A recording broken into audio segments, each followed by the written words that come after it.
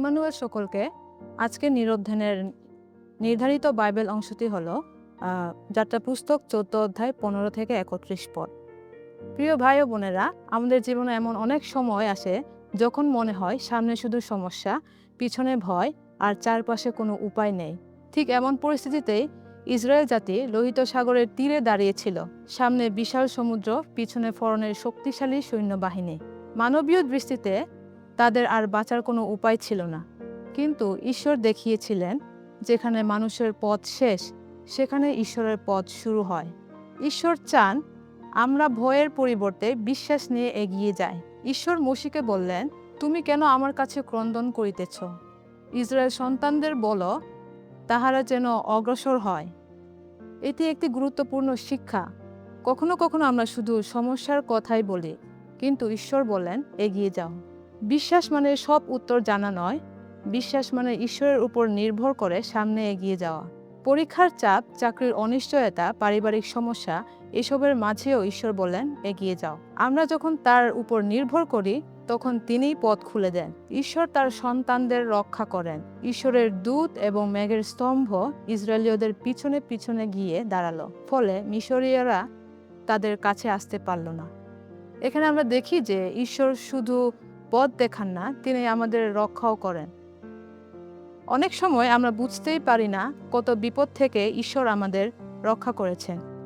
হয়তো কোনো দুর্ঘটনা থেকে, কোনো ভুল সিদ্ধান্ত বা কোনো অদৃশ্য বিপদ থেকে তিনি আমাদের আগেই বাঁচিয়ে দেন।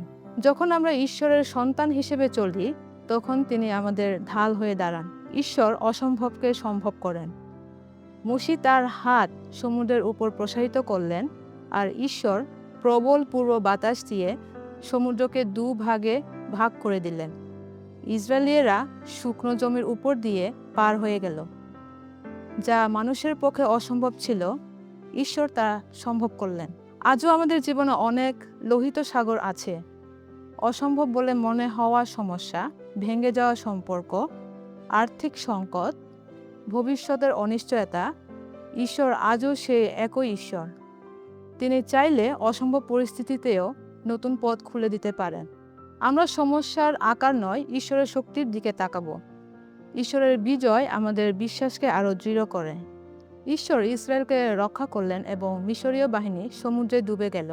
এরপর লেখা আছে, লোকেরা সদাপ্রভুকে ভয় করিল এবং সদাপ্রভু ও তাহার দাস মোশির প্রতি বিশ্বাস করিল। ঈশ্বর আজও দেখলেন আমাদের বিশ্বাস আরও গভীর হয়। লোকেরা সদাপ্রভুকে ভয় করিল এবং সদাপ্রভু ও তাহার দাস মোশির প্রতি বিশ্বাস করিল। ঈশ্বরের কাজ দেখলে আমাদের বিশ্বাস আরও গভীর হয়। অনেক সময় ঈশ্বর আমাদের পরীক্ষার মধ্য দিয়ে নিয়ে যান, যাতে পরে আমরা তার মহিমা দেখতে পারি এবং অন্যদেরও সাক্ষ্য দিতে পারি।